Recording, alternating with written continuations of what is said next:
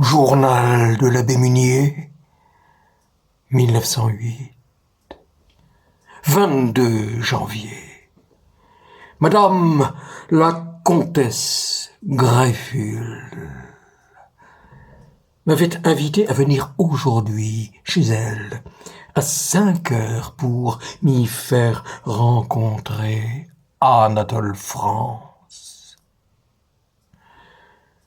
Étaient là également Jules Roche, Robert de Montesquieu. Madame de Caillavet est venue seule, une grassouillette petite dame au trait fin.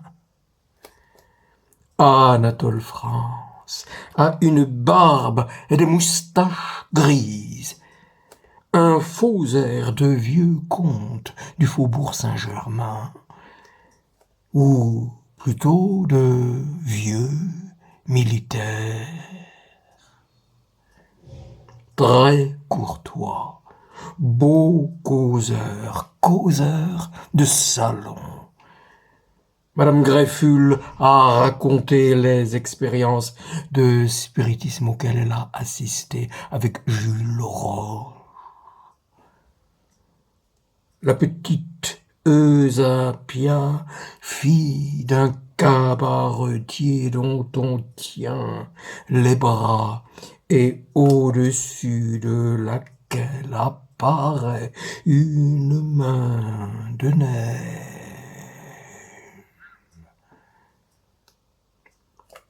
Anatole France refuse de croire à ces phénomènes. France fut d'une amabilité parfaite.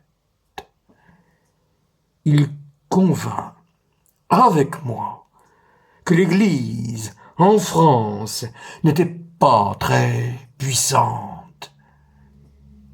Des phénomènes spirites, il disait qu'ils ne sauraient être ni prévus ni reproductibles. Donc à quoi pourrait-il servir? 26 janvier. La bourgeoisie envahit Sainte-Clotilde et ses catéchismes. 30 janvier. Je reviens de chez la comtesse du bourg de Beaux-Arts, où la comtesse Greffule m'avait convoqué pour assister au phénomène de Eusapia Palladino, fille d'un cabaretier de Naples. Était là le marquis de Main, Jules Roche, Pierre Mire, Anatole France, Madame de Caillavet, Robert de Montesquieu et un abbé précepteur. On a fait la nuit, ou presque, et nous formions une chaîne de mains autour d'une table, Eusapia adossée à des rideaux qui cachaient un coin où se trouvaient des objets plus ou moins préparés. J'étais entre la comtesse Greffule et Anatole France. Et nos mains se touchaient. J'étais fier des deux contacts. Table soulevée, puis retombant à terre avec bruit. J'ai été ensuite à gauche de Eusapia. et j'ai senti des pressions vigoureuses à mon front, sur mes épaules, après que Anatole France eut reçu l'attouchement d'une mandoline. Il m'avait semblé à moi que les mains mystérieuses dessinaient sur mon humble personne le signe de la croix. La séance fut longue, une Pentecôte laborieuse. La main apparut au-dessus de Eusebius, mais mes yeux ne purent saisir cette apparition trop rapide. Après quoi, Anatole France essaya d'expliquer ce qu'il y avait d'étrangeté dans tout ceci. La chaîne ne permet pas, disait-il, de contrôler suffisamment. Ce qu'il y eut de plus agréable pour moi, ce fut de retrouver l'auteur du lys rouge, très causant et très aimable. Il me fit l'éloge de l'artiste, qu'était Huysmans. Puis je l'interrogeai sur son futur livre, Jeanne d'Arc. Il me parla du miracle et de l'illusion du miracle. Il trouve qu'il y avait de braves gens parmi ceux qui jugèrent Jeanne d'Arc. Il trouve et il constate aussi qu'elle avait peu d'intelligence. Il me conseille de lire ce que Bossuet dit d'elle dans son Histoire de France à l'usage du dauphin. Bossuet, rationaliste, selon Anatole France, emploie ces expressions.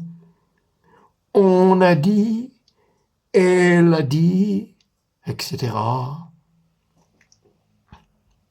4 février. Hier, nouvelle séance eusapienne. Rue Pierre-Charon. Elle fut plus laborieuse, moins concluante encore que la première. Pour moi, l'intérêt était la présence d'Anatole France. Madame de Caillavet, que je trouvais cette fois moins vaste, allait très fin. Elle me dit que France retourna au forum pour l'exactitude de la description avant de publier sur la pierre blanche. Anatole France nous raconta qu'il avait observé curieusement le cinématographe qui représentait les funérailles de l'archevêque de Paris. France apprend beaucoup de choses dans tout cinématographe. C'est le journal de l'avenir, dit-il, un auxiliaire à l'enseignement. 23 juin. Robert de Montesquieu, qui m'avait demandé rendez-vous, sort de chez moi. Il m'a parlé d'une façon intéressante de bien des choses. Il vient d'achever un livre à la mémoire de son ami Ituri et m'invite à venir chez lui, entendre la lecture d'un chapitre. C'est l'être qu'il a le plus aimé. 28 juin. Pozzi, que Madame Caillavet, Anatole France et moi, avec Poddy, donc nous sommes partis en automobile pour Neuilly, chez Robert de Montesquieu. J'entre avec le romancier de lys rouge dans le pavillon des muses. Des lys blancs nous accueillent de tous leurs parfums. Le salon qu'on avait laissé dans un demi-jour se peuple peu à peu de notabilité littéraire, artistique, mondaine. Je suis assis à la droite de France pendant la lecture de Robert de Montesquieu. Il a partagé l'éloge de son ami en 12 stations. Nous avons la dernière. Il raconte l'enterrement à Versailles et décrit le mausolée qu'il a dressé. Tout cela d'une voix de trompette, sans émotion, avec une emphase, un orgueil qui n'ont d'égal que la sincérité. Je vis au milieu des gens et des idées les plus contradictoires. Il faut que je sois protéiforme, sans désemparer. Rôle qui suppose de la souplesse et qui en donne. Mais comment sauvegarder l'unité? Je suis l'abbé pluriel. 7 juillet. Ah, la lassitude de mes fonctions, comme je les prouve. Comme je dis intérieurement à ces femmes, à ces jeunes filles, à toute notre clientèle, partez, partez.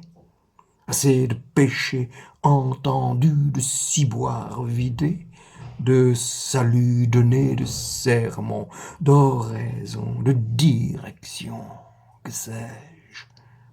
16 septembre.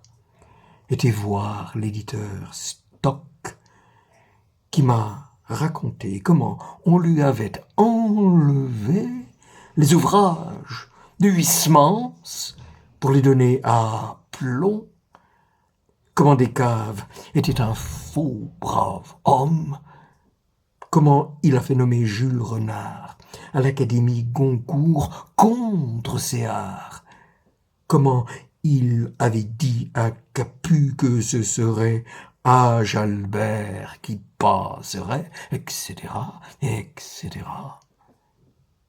En réalité, au lendemain de la mort de Huysmans, tous ses anciens amis se chamaillent. 29 octobre. Été voir boulevard Saint-Germain, 143, Madame Pauline Viardot. J'avais été hier un peu éconduit, mais ayant insisté et parlé de Nohant sur ma carte, j'ai été renvoyé ce soir 5 heures. Le salon n'était éclairé que par les feux rouges de je ne sais quel instrument de chauffage, car il fait aujourd'hui très froid. La sœur de la Malibran est âgée, très âgée, 87 ans. Elle m'a dit la bonté de George Sand. bonté bourgeoise, bonté simple. On parle toujours de son génie. On ne saura jamais combien elle était bonne. Madame Viardot m'a dit qu'elle avait 16 ans quand elle l'a connue. Elle venait de débuter au théâtre. George Sand lui écrivit pour l'encourager et l'inviter à venir la voir. « J'habite au grenier, lui dit-elle, mais tout sera éclairé et les coussins seront remplis de fleurs. » Madame Sand était, quand elle le voulait, très comique. Puis, nous avons parlé des marionnettes. Madame Viardot m'a dit que Maurice improvisait les paroles et qu'il était alors très amusant. Sa mère se contentait d'afficher le scénario.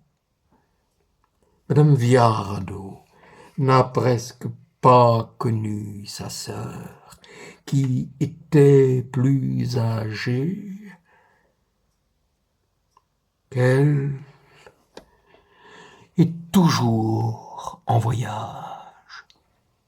Je suis content d'avoir vu cette grande artiste, la seule survivante des amis que George Sand nomme à la fin de l'histoire de ma vie. Elle m'a dit qu'elle appelait George Sand Mimoun. Mo Berrichon. Évidemment, je traverse une nouvelle crise. 110. 1er novembre. L'affaire C.H. Perrault dans la presse. Matin. Temps. 2 novembre. Le vicomte de Vogue, que j'ai rencontré dans la rue, m'a parlé de l'affaire Perrault. Monsieur Nizar lui a dit hier que tout était vrai, qu'il le tenait de son père. Vu aussi Madame Tavernier, toute émue des révélations de l'abbé Houtin sur Charles Perrault. Ce dernier, qui est mort depuis 17 ans, on ne le laisse pas même tranquille. Elle a trouvé la formule. Ce livre détruit du bien qui a été fait. 5 novembre. Monseigneur Gauthier, évêque de Nevers, dans une lettre adressée à la Croix, avoue la faute commise par l'abbé Charles Perrault, mais il est bien mort, dit-il. 7 novembre. Le sénateur, monsieur de Lamarzel, est venu me voir à la sacristie à propos de la lettre de monseigneur Gauthier. Il la déplore comme moi. L'évêque de Nevers reconnaît la culpabilité de l'abbé Perrault. Il ne devait pas le faire. 8 novembre. J'ai reçu dans la soirée la visite de la comtesse Greffule. Nous avons causé d'Anatole France, de la vie du prêtre, etc. Je m'entends si bien avec elle. Elle réfléchit, elle se rend compte, elle apprécie l'amitié et la liberté. Quelques amis, dit-elle, qu'on voit de temps en temps tiennent plus de place dans votre vie que celui qui ronfle près de vous. 24 novembre. Déjeuner tout à l'heure chez la comtesse Murat. Après le repas, causer avec la princesse Bibesco. De madame de Noailles, qui est sa parente. Madame Mathieu de Noailles, disait-elle, aime les approbations. Or, il y a des détracteurs. Elle voudrait la croix, l'arc de triomphe, être Napoléon. C'est l'hypertrophie du moi. Elle est le déchaînement. Elle aurait dû vivre à l'époque alexandrine, byzantine. Elle est une fin de race. Elle voudrait être aimée de tous les hommes qui aiment d'autres femmes qu'elle. Elle disait un jour, il y a des femmes jolies qui sont aimées des hommes, les cochonnes. J'ai dit à la princesse Bibesco que madame de Noailles aurait dû épouser le soleil, le vent, un élément. La princesse est orthodoxe. Elle m'a parlé aussi de l'imitation et dire que je n'ai rien lu de ces 8 paradis. 4 décembre. Déjeuner chez les Horace de Choiseul et causer des parents des jeunes filles, le mot dont les jeunes filles se servent le plus souvent aujourd'hui est celui d'amusant. Est-ce que tu t'amuses? On n'aime pas le tennis, les jeux extérieurs. On préfère s'asseoir. On n'aime pas danser, mais plutôt flirter. Quand un jeune ménage s'installe, il est préoccupé du garage, plus que d'un appartement pour les enfants. Pas d'enfants, 2 autos. Quand une jeune fille part pour la campagne, elle achète chez Durand une dizaine de valises. Les parents ne songent qu'à marier leur fille. Les parents ne songent qu'à amuser les enfants. Je parlerai au catéchisme de persévérance, de l'irrespect, de l'indépendance, de la passion exclusive, de l'amusement en public. Les enfants veulent en savoir plus long que les parents. 9 décembre. Charles Dubos veut écrire son journal. Lui qui est si jeune essaie de se ressaisir, de ressaisir son passé. À lui, il admire Benjamin Constant. Il médite un long séjour à Florence.